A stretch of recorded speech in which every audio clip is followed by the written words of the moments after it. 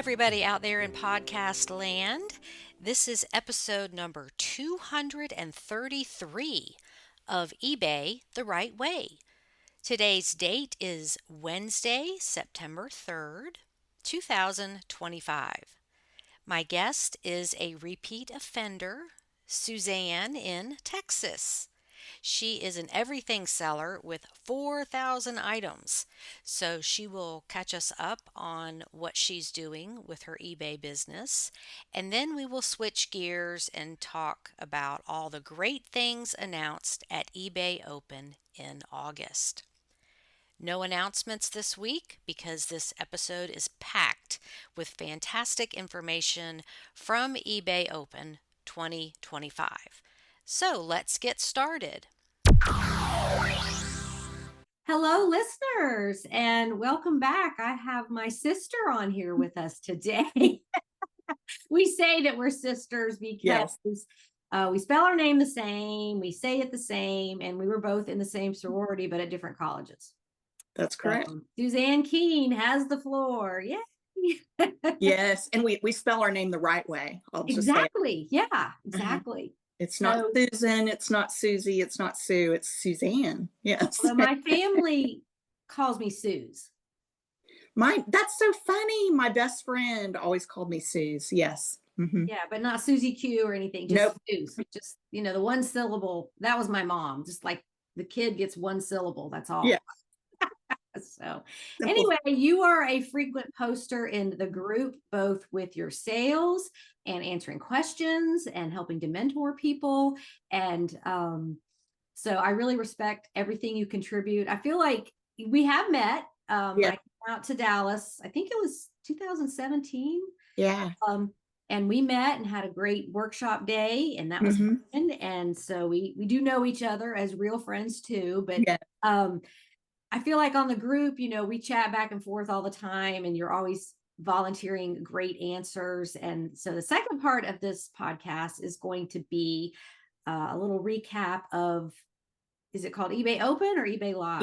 eBay Open. Okay. So you attended that as it was streaming and have some great information. So yes, we'll dive into that. But you were first on the podcast in 21, the year I started it. So if you could give us a little summary of where you are and what your business looks like, just to remind everybody.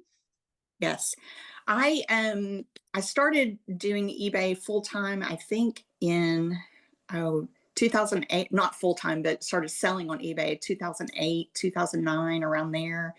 And I started out selling, books because I'm an avid reader, and I sold on Amazon as well. And then started, just like everybody else, looking at things around the house to sell and make a little extra money for my family. I stopped working in the corporate world in 2015 after we lost my oldest child. And I think I talked about that on the first podcast. And so decided to take some time off and not return to the corporate world. And then that kind of turned into full time. And so I've been doing eBay full time since 2015. And really just, went into it full force. And I sell all kinds of things, still lots of books, but mostly things for around the house. Don't love selling clothing, so I don't focus on that. Although I still sell clothing when I find something wonderful, or I'm just trying to get rid of things from that were my family's. But love doing vintage kitchen items, lots of books, flatware, kitchen utensils, all kinds of things like that. And then decorative items. Also dabble a little bit into crafts. So just a wide variety of things. And I tend to get bored with something, and then I venture off into another lane. And I also love the same thing. I love learning. So for a while, I'll go full on ephemera until I get sick of it. And then thank you for saying that.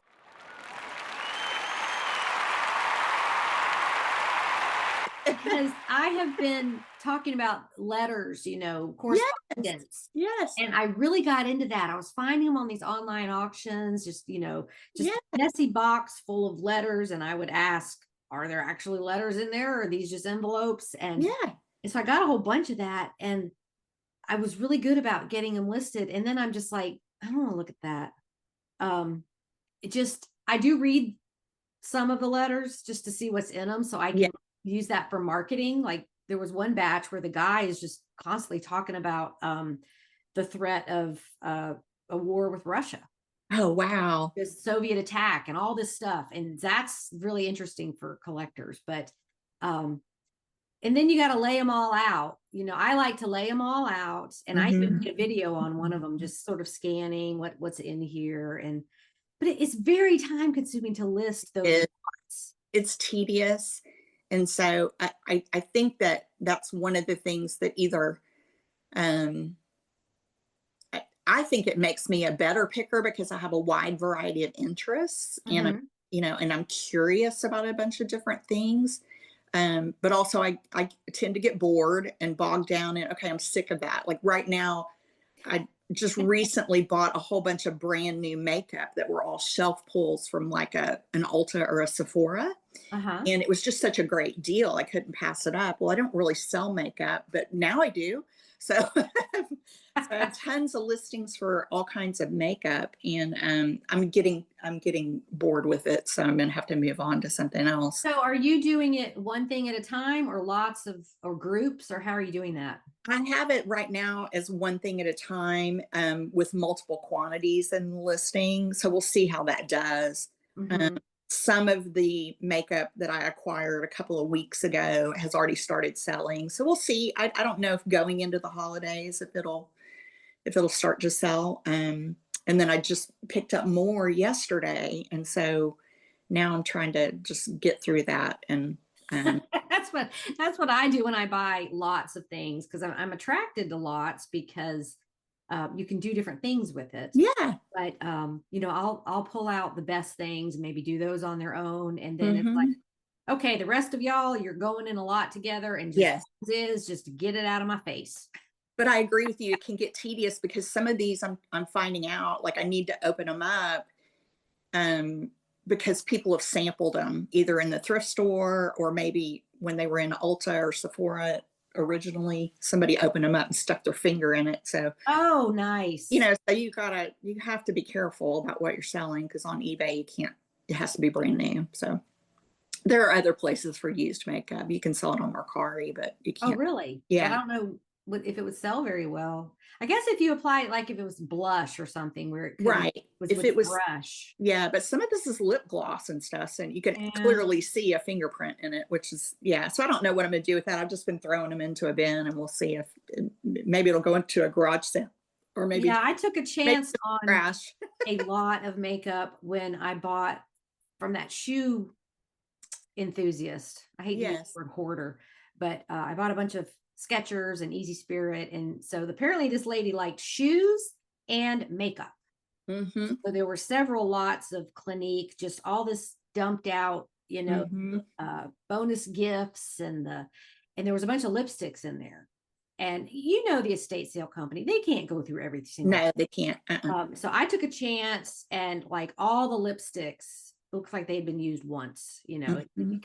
I couldn't sell them because it wasn't new. It wasn't that Right. smooth edge on like Exactly. you could tell it had been used. And um, so I don't know if I'll do that again. There were a few good things in there, but Mm-hmm. as it goes with these mixed lots is that's what we like, is picking through them and Exactly. cherry picking the good stuff, and then sometimes there's waste, and that's just part of it.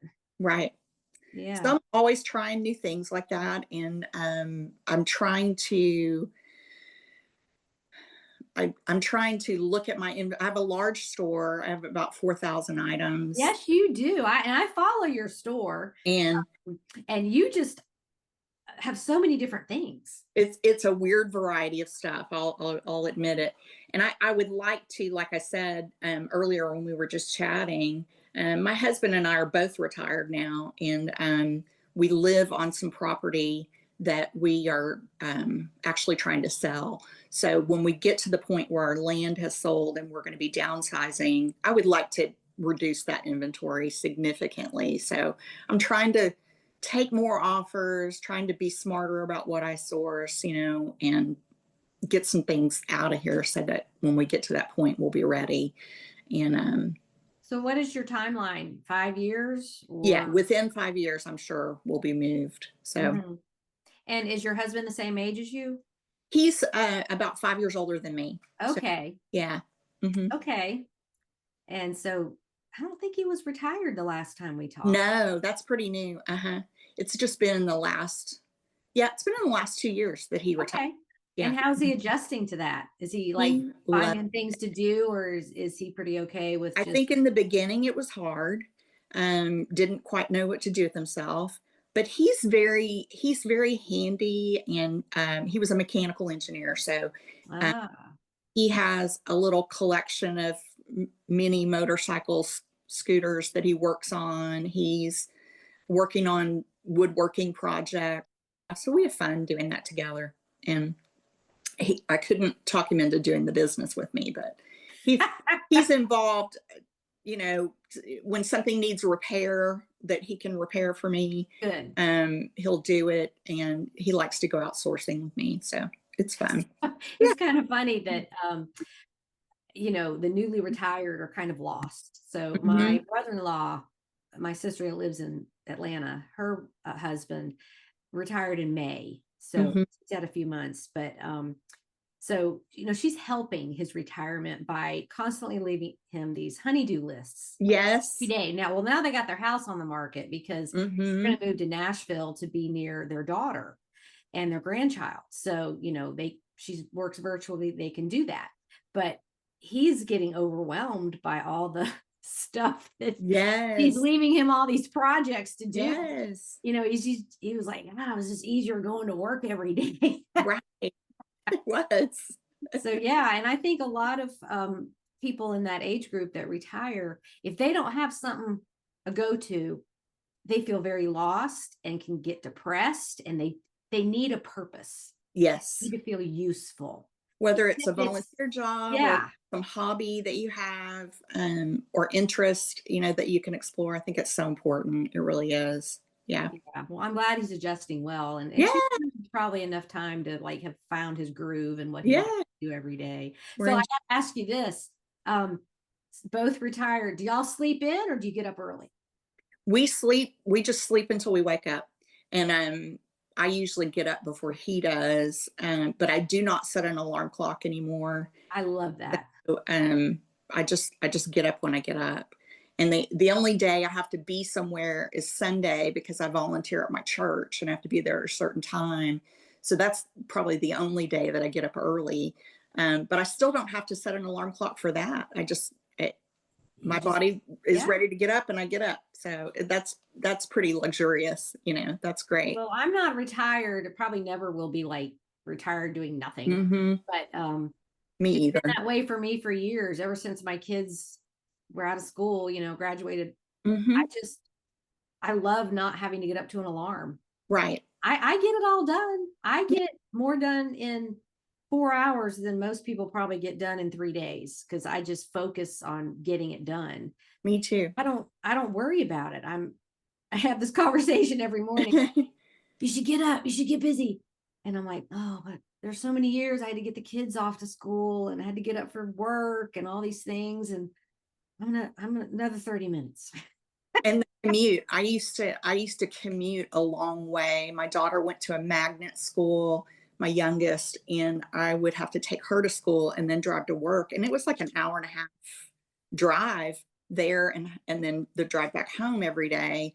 And so there are days where I'm just like, I don't want to get in the traffic. I don't want to. Mm-hmm. But Now, are you still thrifting with your mom? yes, we do, and she loves doing that. It's getting a little bit harder. She's 89, Oh my or goodness. will be 89 in October, and so it's a little harder for her. But she enjoys going, so we do. When I spend time with her, we do find time to go to some estate sales or thrift stores together, and that's fun. So Yeah, you rave about how much she knows and the she great does. picks out. Yeah, it makes it super fun. And plus, she's got all kinds of stuff in her house that, every once in a while she'll go through and give me stuff when I'm over there. So she's in her regular home. She's not in like a senior She community. is still in her home, yes. Wow. Loves being independent and stubborn and, just set in her ways. That's where she's comfortable. So But that's it's great to have that person of knowledge in your back pocket. absolutely. Absolutely. I like going thrifting with other people. They just don't like going with me. Because I'm in there too long. Yes, and my husband does that. He's learned now that he brings a book with him. So if we're at an estate sale and he's done, he'll come find me in the house and go, "I'm ahead of the car," and he'll be in the car with a book and wait for me. So, but not during the summer when it's 114 degrees. Well, you got to crank up that car and put the AC on, and but usually there's a good lunch in it for him. He'll pick out a lunch spot, and then we'll make it a fun day. So, well, I mean, there's worse things for a spouse to tolerate than their loved one being in a house looking for treasures. Yes. It could be worse. You couldn't be making him go to Broadway shows or something that exactly. he doesn't like. Exactly. Okay. Yeah, it's a weird time on eBay for me too. I do sell on 4 other platforms, and I have to tell you that my Etsy may outpace eBay this year. That has really been my focus, is to try to really buy a lot of vintage items to put on Etsy. And I'm really enjoying it selling there. It's got some quirks and some issues that eBay does not have, but the buyers are more enthusiastic and kind of excited about the items that they buy, and you get lovely feedback. Every once in a while you don't. And Etsy won't delete feedback. They have unless they have to either curse or say something about, the post office left this in the rain or whatever, then they'll take it off. But if they criticize the item, even if it's their fault, not yours. So learning how to navigate that, you have to reply to the feedback and say, the listing did say that this was, turquoise blue or whatever. So it's a challenge, but I'm having good sales there, and it's kind of fun to see that grow and be another source of income, because I love buying on Etsy. eBay has become so unpredictable. It seems like, you just don't know why sales are just, you'll have one day where you sell like 10 things, and then 2 days of nothing. And it's just weird. Yeah. It's just weird. So, yeah. But I love going to Etsy for unique stuff. Like home decor stuff, just so you can express your individualness. Yes. And I mentioned I'm moving to a ground floor apartment in my complex in the near future, and I'm just like, I'm just gonna make this the cutest place ever and do this. I want one of those.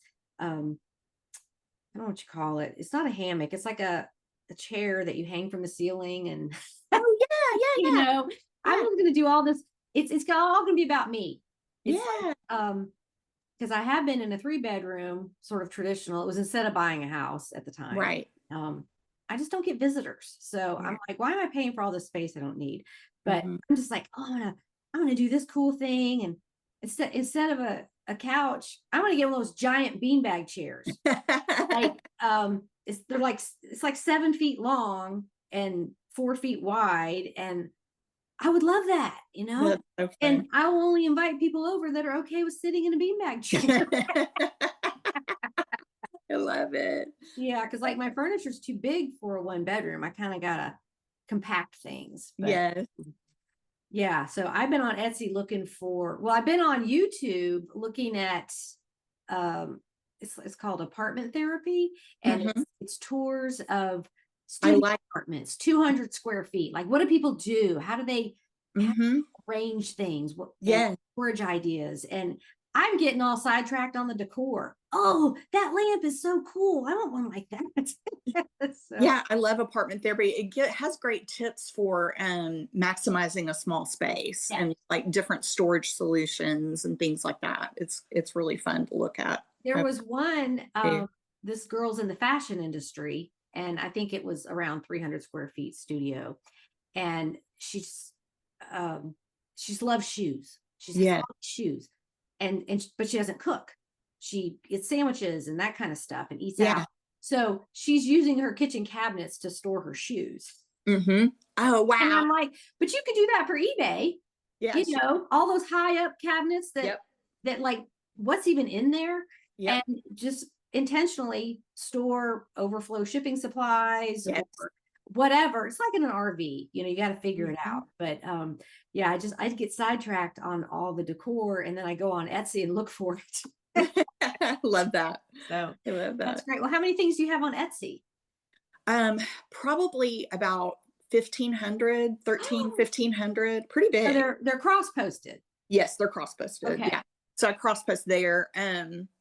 Because some things don't qualify. It has to be 20 years old, or it can be a craft supply, Hmm. or just a supply of some sort. So also have household cleaning supplies and things like that that I put on Etsy that sell. Okay. Um, it's really fun. It's fun to learn a different platform and to just see the differences. What I find about people on Etsy is a lot of people will message you and they're more social. Um, about their questions, and they want to know, like, if you have a cookbook posted, they'll email you and ask if a certain recipe's in that cookbook. Maybe their grandma was in the cookbook or something, and that Okay. happens on eBay sometimes too, but more so on Etsy. And or I'll have somebody message me and say, I see you sell a lot of cookbooks. If you ever run across this cookbook, I'm looking for it. um, it's just more of a relationship, and not in the way that Poshmark is. Poshmark is more like about likes and friends and followers, and Etsy's just more, I don't know, conversational. But Hmm. I don't mind as much because the questions are more intelligent, if that makes sense. I don't know. Well, and I think Etsy has a more sense of community, all on the same page about loving vintage and unique Yeah. items and that sort of thing. I've never sold on Poshmark, but I do hear that a lot, that Hmm. you have to be very active on the site. Yes. It's more like likes and the friends and the, boosting that for social media purposes Right. than just loving what you're selling. Like I had a lady just the other day, for example, because I sell a lot of belts, men's belts and leather goods and things like that. And a lady reached out to me and said, my son wears a size 36 pants. Would this belt fit him? And I had to explain how belts are sized and Hmm. you figure out what size belt you need.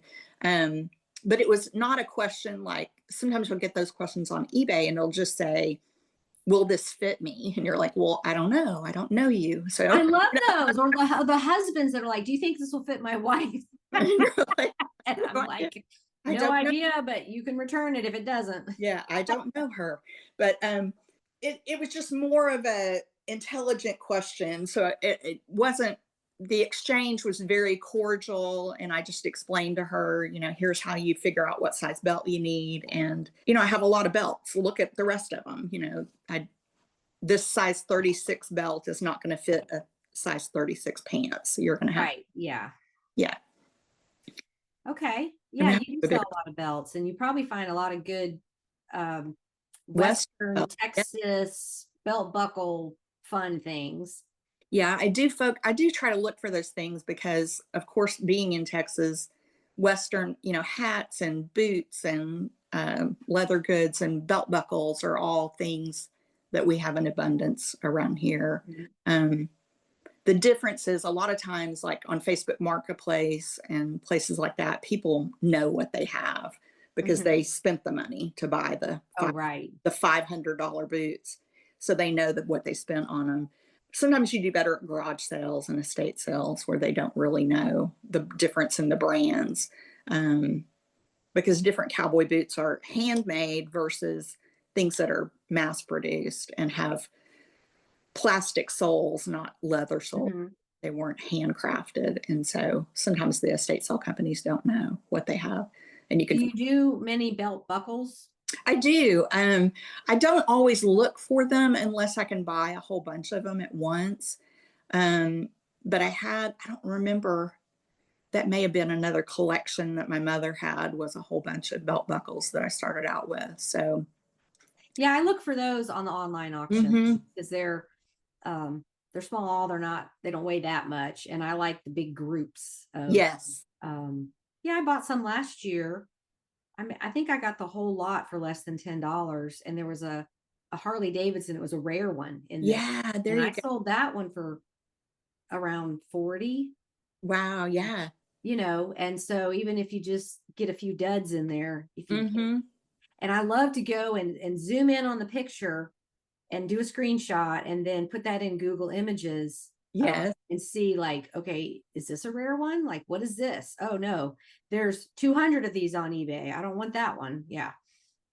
Yeah, and I do that sometimes when I find stuff at estate sales. Sometimes you'll find some that are just mass produced. They're cool looking, and you're like, well, this is a really cool one. It's so detailed. And then you find out, oh, this is like from Shepler's or whatever. So, Yeah. So I find the Harley Davidson, or if it says a specific state on it. I sold Mhm. one from that said Wyoming and one that said Montana, and anything motorcycle related. May Yes. not sell for a whole lot, but if it has a skull on it, Yeah. or like a scorpion or something cool. hmm And then beer. Yeah. Beer. Yeah. Different beers. Yes. Yeah.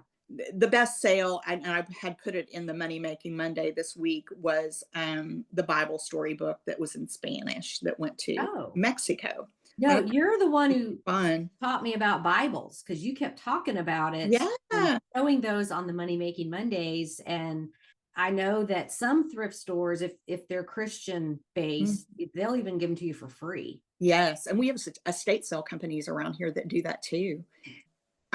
There's one estate sale company that I love to go to, and he's a real estate agent.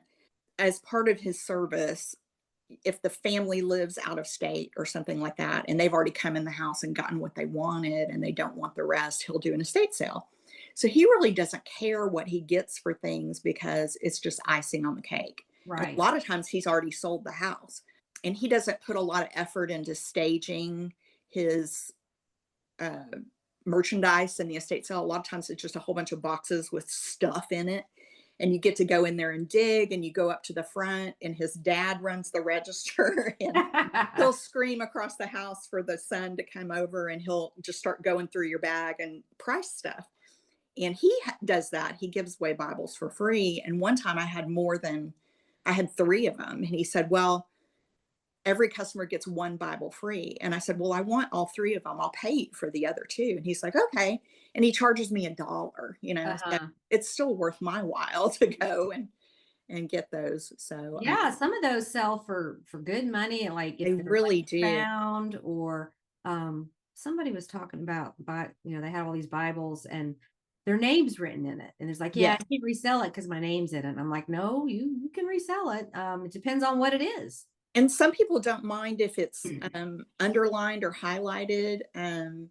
Bibles are expensive to buy in Mhm. the store. So if you went to a Christian bookstore and bought a really nice Bible that has a leather cover, it's going to be expensive. So people are going to eBay and going to Etsy and all these other platforms to get a deal on, maybe it's the same Bible they already have and they've Right. worn it out. Or maybe they're just getting started into Bible study and they want a good Bible. Um, and they're expensive to buy, so Mhm. they don't mind if it's Mhm. used, and they could put a cover on it, even if it's got somebody's name on the outside. They can put a cover. Right. Or yeah, it's just for the listeners. It doesn't matter. It doesn't have to be perfect. It does not have to be perfect. Um, Hopefully, all the pages are intact, but right. sometimes it's the Bible their mother had or their I grandmother. was just going to say that. Yeah. Oh, someone in my family had this exact one. Mhm. You just want it for the nostalgia.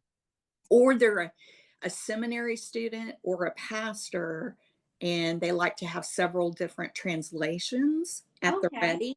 And so they don't mind if if it has somebody's name on it or it's written in or whatever, because they're using it kind of for research purposes. Mhm. So they're looking at different translations to see, how a different passage reads in King James versus NIV or whatever, and trying to see what the differences are in the different translations. So, Thanks for that summary. yeah, Because if I look at the books, that's what I look for. yeah, is, yeah. is Bibles and of Junior course League cookbooks. the elusive Martha Stewart entertaining book, and the Yeah, ones that I know are high dollar because I don't have the patience to look through every single book.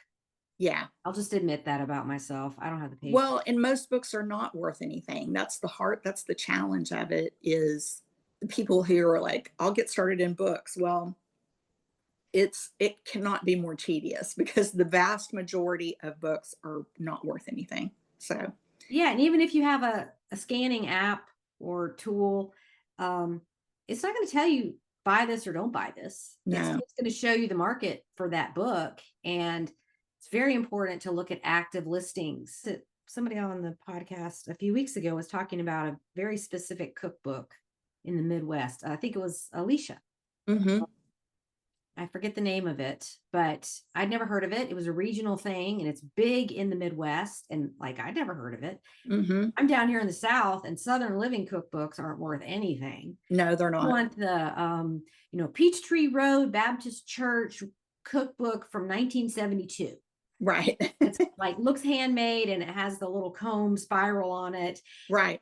Somebody's grandmother or mom's recipes are in there, and it's more of a nostalgia thing. Or it's maybe that very church putting together a collection for a little, viewing area in the lobby. Like, here's all the cookbooks we ever did. I mean, you never know when your item's going to go to a museum situation. Right. So those are the ones I look for, are the handmade, homemade Junior League. Yeah, Junior League ones got still. those there. Yeah. Some of those are worth money. I Mhm. think the earlier ones, because then they got to be a real thing and they mass produced more of them. But yeah, I've got my little look for list in every section. Yeah, absolutely. Absolutely. It's fun. Okay, well, thanks for that quick lesson. Now we're gonna switch gears and talk about what you learned at eBay Open. Mhm. Those of us that have not listened to the recording yet, and you attended virtually. Yes, I did. It was cool. There was a lot of cool stuff that came out this year, and I've tuned in probably the last 3 or 4 years, and um, I would say that this one was more exciting than they've been in years. Okay. This is the first time eBay Open's been in person in 5 years. I think in 2020 was the last one, and then the pandemic hit and they went virtual, and they haven't been in person since that time. So Okay. this eBay Open commemorated eBay's 30th anniversary as a platform. So the keynote address, and I do recommend, if your listeners are interested at all, and that presentation is actually up on YouTube. I checked yesterday. Okay, good. All of them are not up yet. They will eventually probably post all of the presentations, but right now just the keynote speeches are up. And I do Okay. recommend watching the one with Jamie Iannone, the CEO, because it goes over a lot of accomplishments over the past 30 years and some really cool big announcements, and improvements on the platform that are coming, that were very exciting. So it was motivating, got you excited about being an eBay seller, and I do recommend looking at that. So that's fun.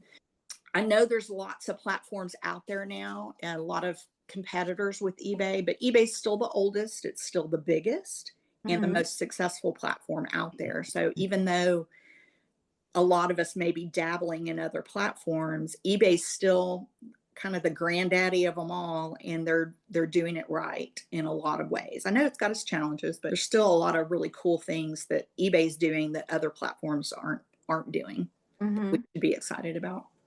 One of the cool things that he talked a lot about in that keynote was about eBay's efforts to be on the leading edge of technology, helping sellers streamline their business, do things faster and easier, and then also helping buyers find exactly what they're looking for.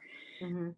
A lot of y'all may have seen the new advertising that's out there. The new tagline is things people love, eBay, things people love. And all of that is around helping buyers kind of connect with things that they're enthusiastic about. They're doing a lot to attract new buyers, to attract younger buyers from other platforms. And it was just cool to hear about all of it. So, on the seller side, a lot of improvements in AI, which is artificial intelligence.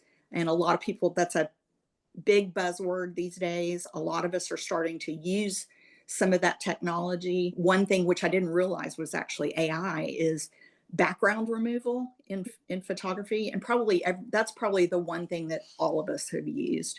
Then also eBay has what they're calling the magical listing tool, and that's the AI that'll help you generate your listing. And I think when it first came out, it was super clunky. And I was probably one of the people, I think you posted one time asking if people were using it. And Mhm. I actually responded and said, it's too flowery, it's too fluffy, it's too much information. Well, it's improved and it's evolved.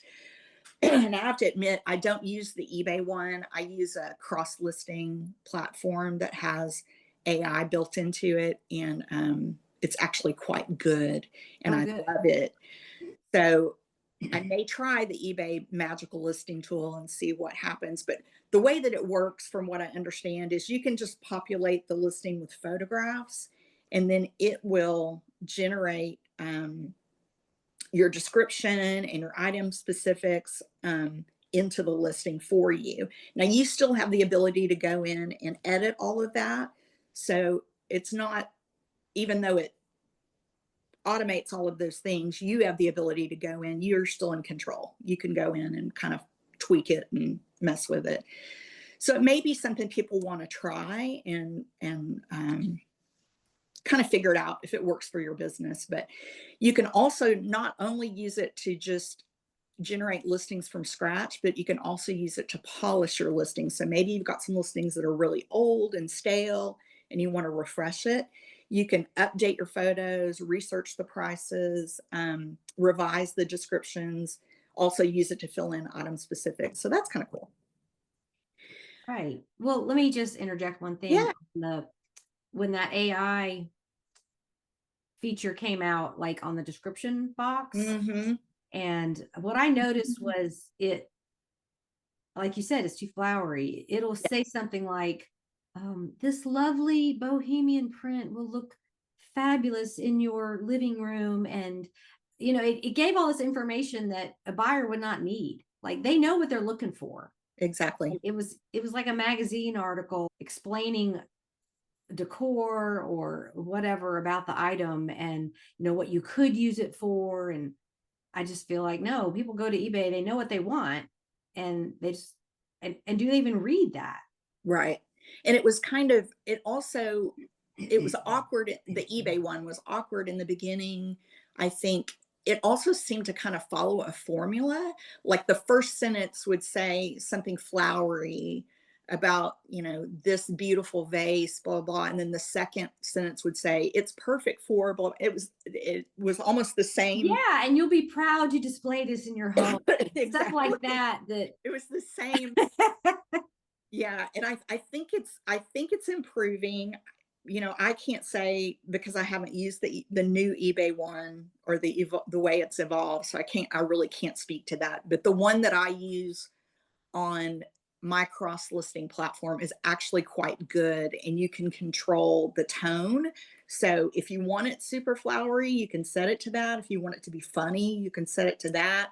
Um, you also have the ability just to say, make it concise. And that's the one that I use. So it's just the facts. And so I love that.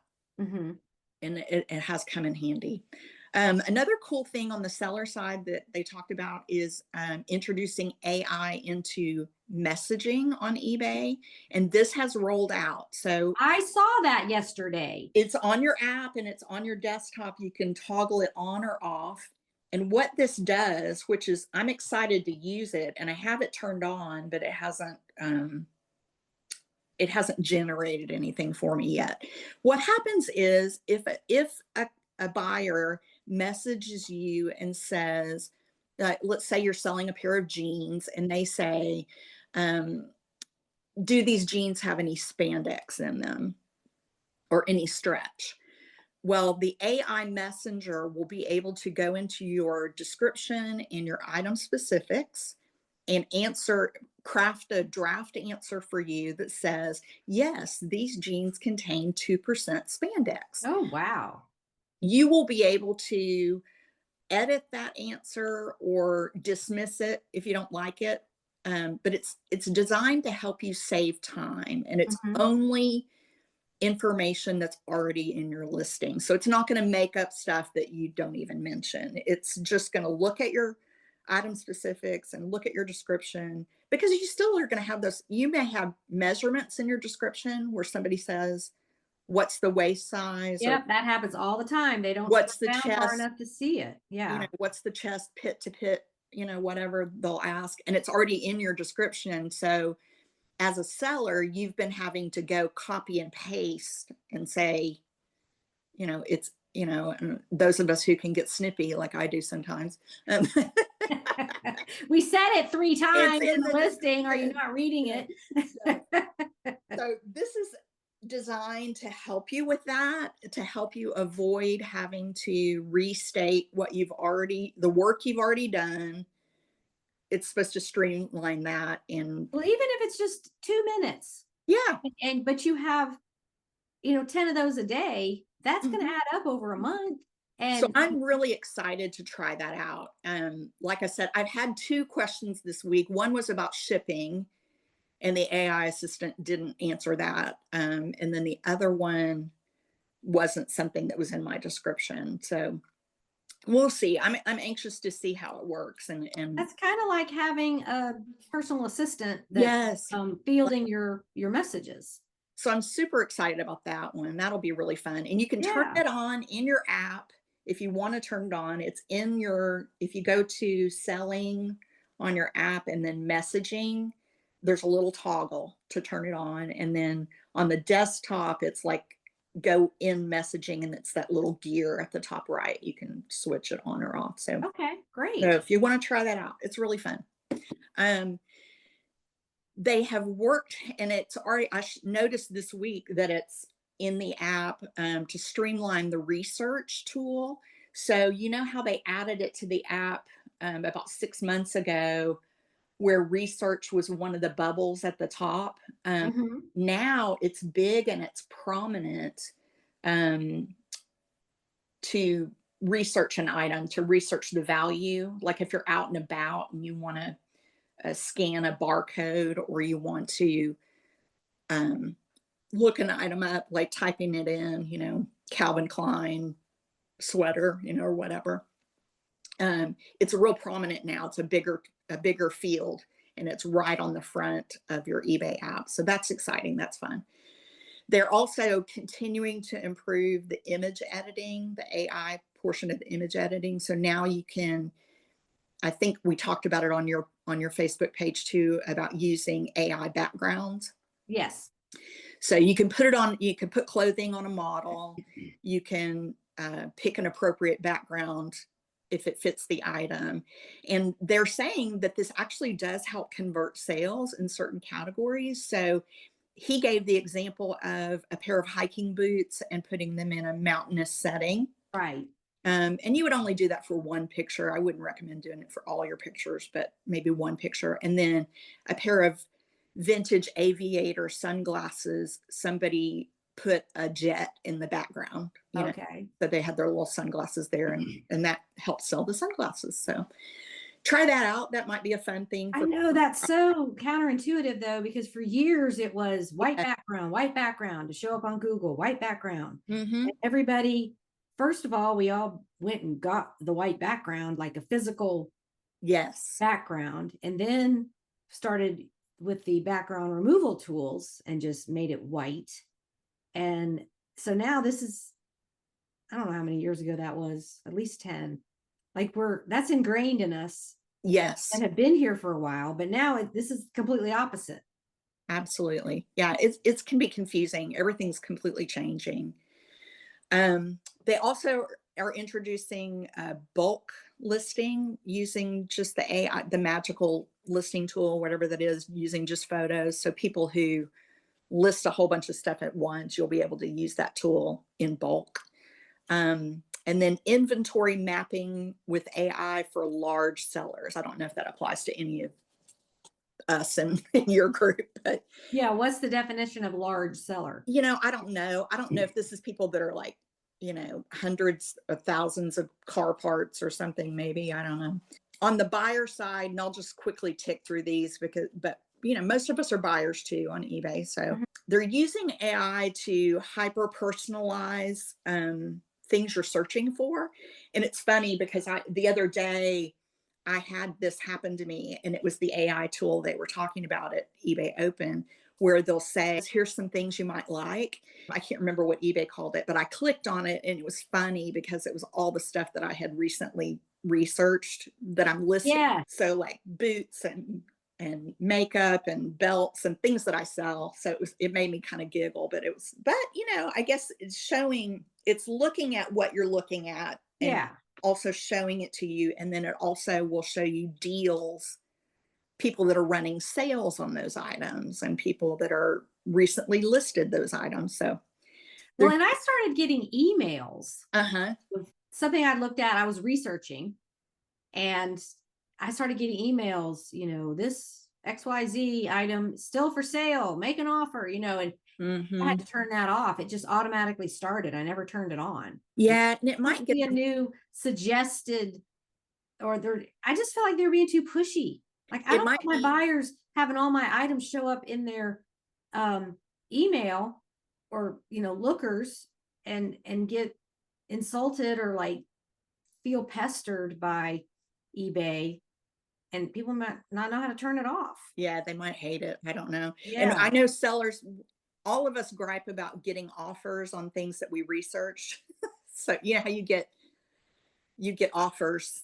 You Yes. look at something once and you didn't watch it, you just looked at it and Right. you get an offer from the seller. Well, that's going to be on steroids, it sounds like. So they also have a thing called shop the look, and you've probably seen that before, where it'll be a person in a whole outfit, and you can click on the hat, you can click on the shirt, you can click on the jeans that the model's wearing, and then find it on eBay. So it makes it fun, I guess, for buyers. They're working with big influencers and celebrities. Like the big thing that he talked about, which I remember seeing in the news, was Chappell Rowan was at the Met Gala and wearing head to toe, everything she was wearing was from eBay. So that's kind of, Oh. so they're doing more of that sort of thing, reaching out to celebrities who are enthusiastic about vintage or maybe secondhand goods, circular economy, that kind of stuff, and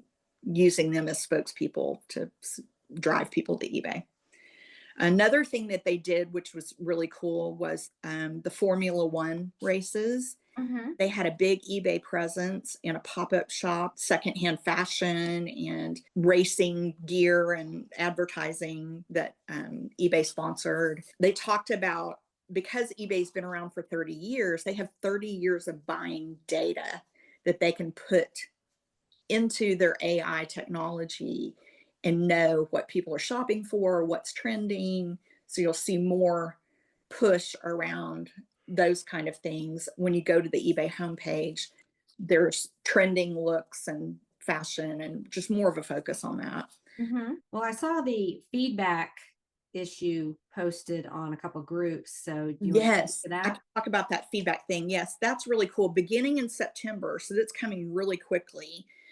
eBay is going to institute, and they started out doing this in the UK and Australia, and it was highly successful. So now they're rolling it out in the US. Beginning in September, sellers who ship an item using eBay labels and have a tracked service, obviously, if the buyer files an item not received claim, and then that item is later delivered to them, eBay will, and you've already, maybe they filed an item not received claim, you went ahead and refunded them because you don't see that it's been delivered. Well, then it's later delivered. eBay will automatically go back and reimburse the seller. Mm-hmm.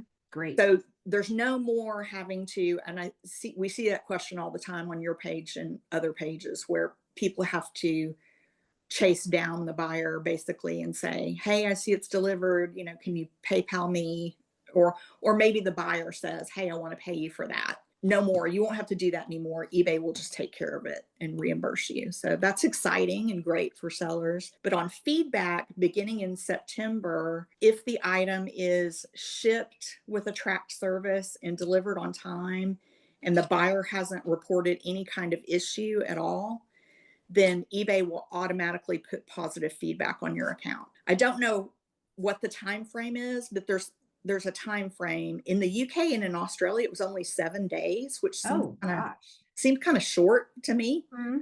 But I was thinking maybe 30 days. yeah, I don't remember if he set a time frame, and I actually went back and listened to that part of the presentation to see if I could see if he specified, but he didn't. So it's great for new sellers. If you're trying to build your account, you'll be able to, build up your positives. And then also it kind of pushes down any negatives you might get. So it's good for all of us. Absolutely. Yeah. I guess we just need to start watching our feedback. I watch it every day. Like anything new here, I Me had too. a negative drop off that'd been on there a year.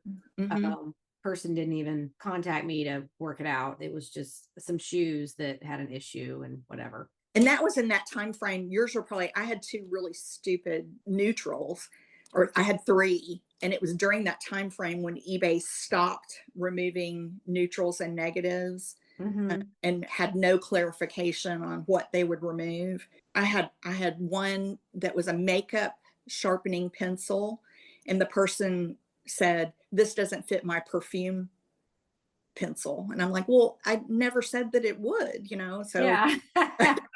different Yeah. product totally." And then the other one was they didn't like the color of a craft kit that I sold. And I was like, "Well, you could have returned it. This I know. Yeah. People just don't. There's just people that aren't going to try to negotiate. They just blindside you with those. Yes, both of those eBay wouldn't remove, but they were silly. And so mine dropped off this week too. I was really glad that So 2. we can start watching in September. Like, I don't get that much feedback. I mean, I sell between 70 and 80 items a month, and Mhm. I maybe get 4 feedback. I know they send out those reminders because I get Mhm. them as a buyer, don't forget to leave feedback. And we love your feedback, but people just still don't do it. So I think that's a great solution to helping sellers build their reputation and not just waiting for the buyer to decide they're going to leave feedback. Because I don't want to ask for it. I don't want to poke the sleeping bear. Right. I've had that happen in the past where it's like, "Hey, did you, I see you received your item. Can you leave me feedback?" And they'll, "Well, now that you mention it, there was this." Don't want to go there. But Yeah. it'll be a great improvement for all of us. And I think Yeah. the feedback that they leave is very generic. It says something like, "This transaction was completed successfully," or something. Right. So Okay. Well, we can watch for that. That's yeah, great to know. just sort of generic. And I think, Macari has that same kind of thing. So it'll be something similar, I'm sure. So other cool things, let's see. The other cool thing for sellers was on offers. They are consolidating the place, and this is already on the app. They've consolidated all of your offers in one place. So under selling tools on your app, you can look at all of your active offers that you've sent out, and then also the ones that are automated if you have that turned on where it'll keep Right. sending offers that are automated.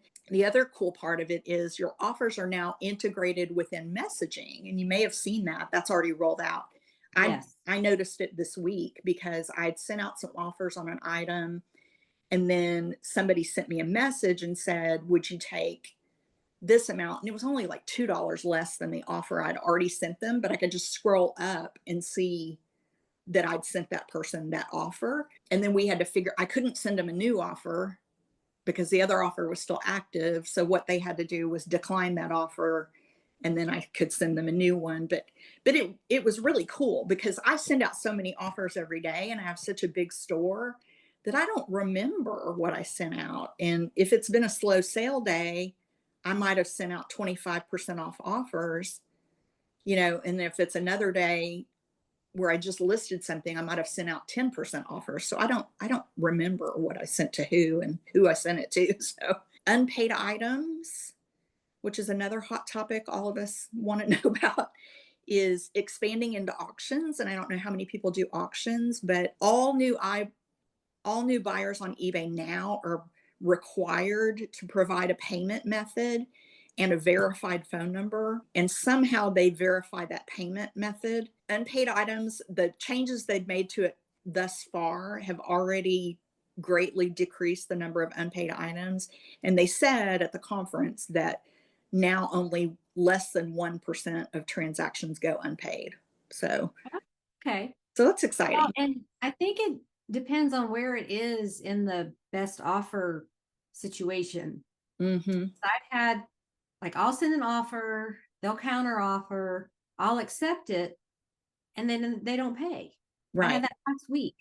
Yep. I had one this week. So even after he said that, I'm like, okay, well, I guess I'm the lucky one because this one didn't get paid just earlier this week. But yeah, I guess it's just for programming and such. I don't know how it's possible for them to require immediate payment when there's all this back and forth on an item.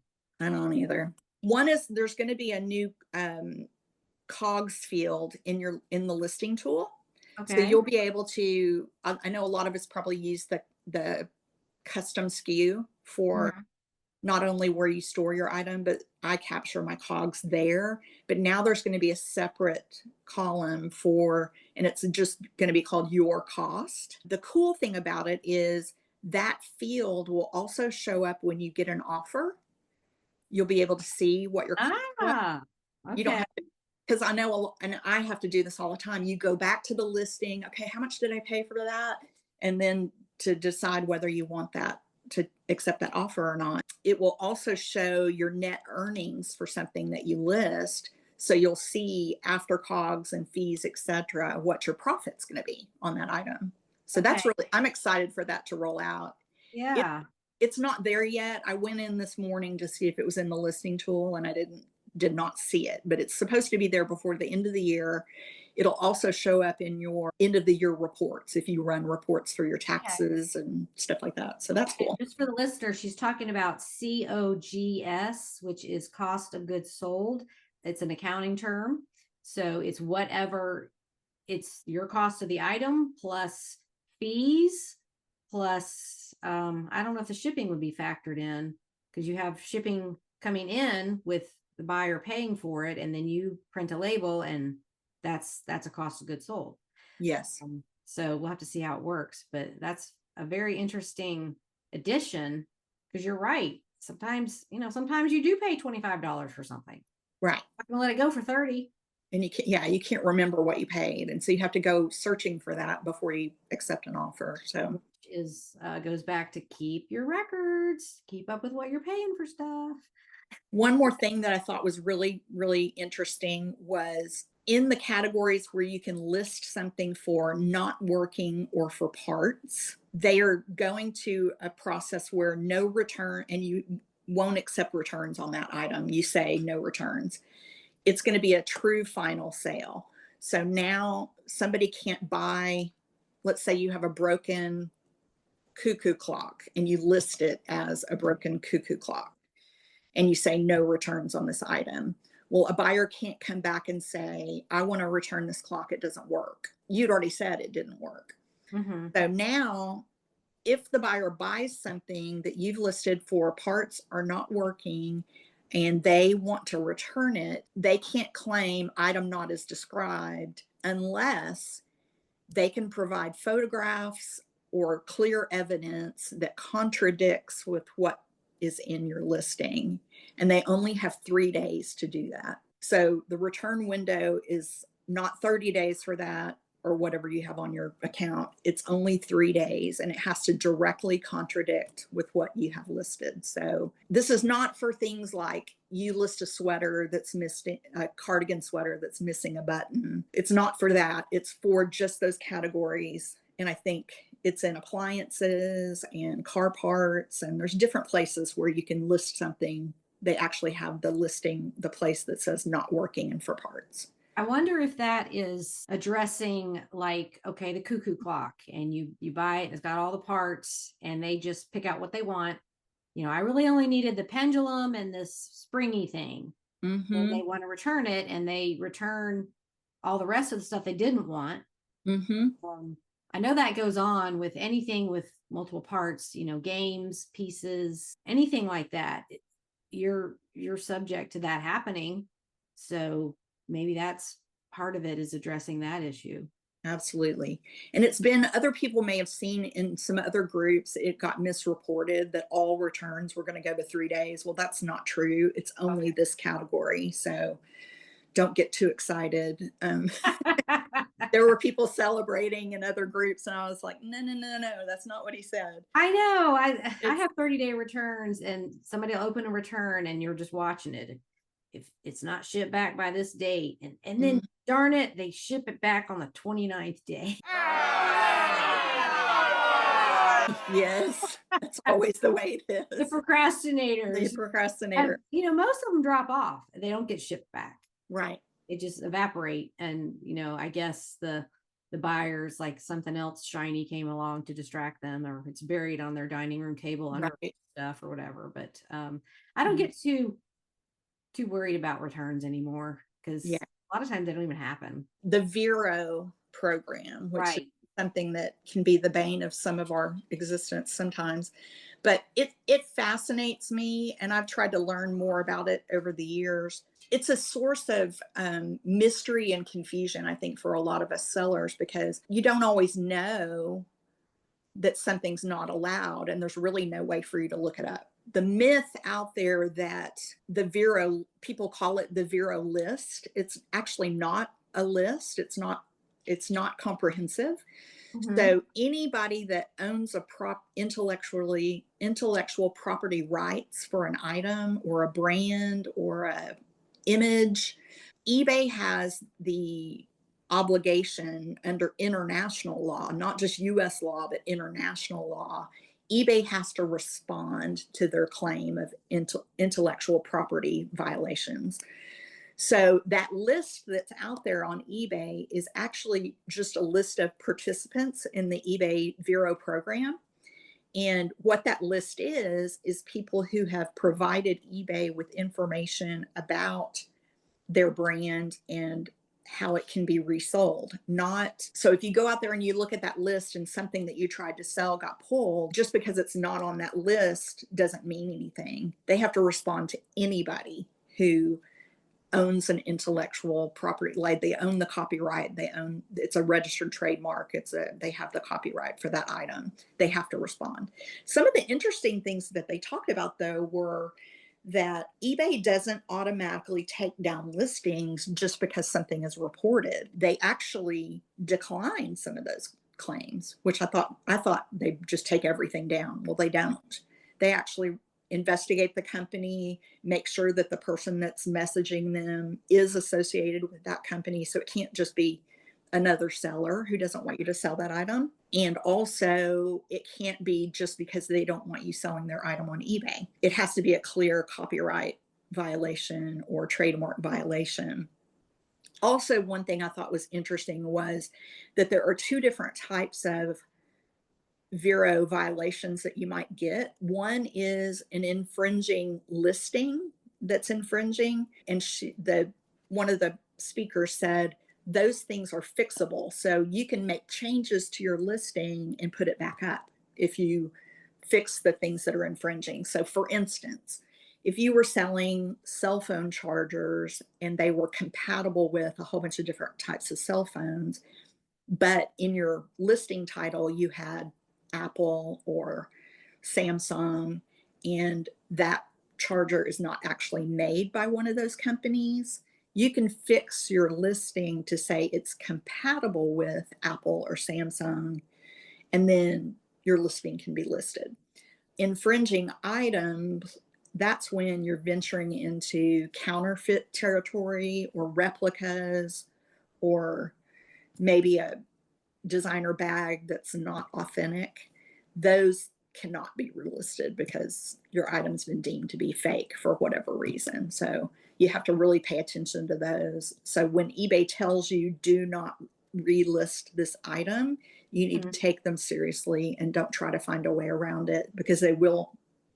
You have a mark on your account and they're going to watch that and they're going to find it again. And Yeah, it's not worth it. it's not If worth you it. get correspondence from eBay that says you made a mistake, don't list this, then just drop it right there. Yeah. You know, Don't trash it, put it in your something valuable, like put it on Yeah. Facebook Marketplace, or Yeah. I wouldn't even do any online site. Okay. If it got pulled from eBay, then just sell it at your garage sale or whatever. Yeah. So we all know about Velcro. Like I got one recently for Lycra. I had no idea. Oh, Lycra. And it was just a pair of pantyhose that had Lycra in the title. Lycra is a registered trademark, and there's a specific way you're supposed to type it out. So I just edited all my listings that had Lycra, and I took the word Lycra out. So don't put, Lycra spandex. I just put spandex. Spandex is a generic term. Yeah. Or whatever's, I guess you just take a picture of the content tag and then you don't have to say anything. You don't have to say it. Just in the picture. Yep.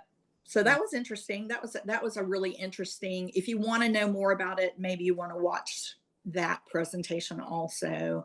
But I thought it was fascinating. They actually had a attorney from eBay was one of the speakers. Oh, great. Okay. Really cool. You said these are going up on. They should go up on YouTube, on the eBay YouTube channel. There was also another session that I would watch that was a speaker from Google and a speaker from eBay about best practices in listing and search. Mm-hmm. So they gave all kinds of hints on your listings and making your listings perform better. And that was a really good presentation also. So I highly recommend that one. Thank you for that recap. You're welcome. I know that was a lot. No, but it's good. Like I said, I haven't gone through the recordings yet, but you've given some highlights of really good things coming. So forward to that. So eBay, hopefully we'll announce some of these things too in the eBay announcements. So yeah. As they become active, they'll put an announcement up. So that's wonderful. And okay, well, thank you for spending some time and explaining all of this. What is on your list of items to do today? I have a lot of listing to do. I did some sourcing yesterday and have a whole trunk load of items that I need to get listing.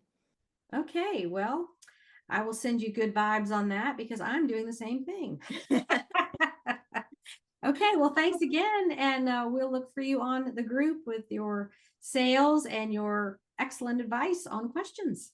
Thanks. Okay. Okay. Bye-bye. Next week, my guest is JD, who has only been selling a short time, but she is wildly successful. My objective with this podcast is to talk with sellers from all walks of life and all reselling experience levels. JD has had some incredible sales for a newbie, and she has some I won't do that again lessons to share. Thank you for supporting this podcast, and I will see you next week. Keep working hard and stay positive. Bye for now.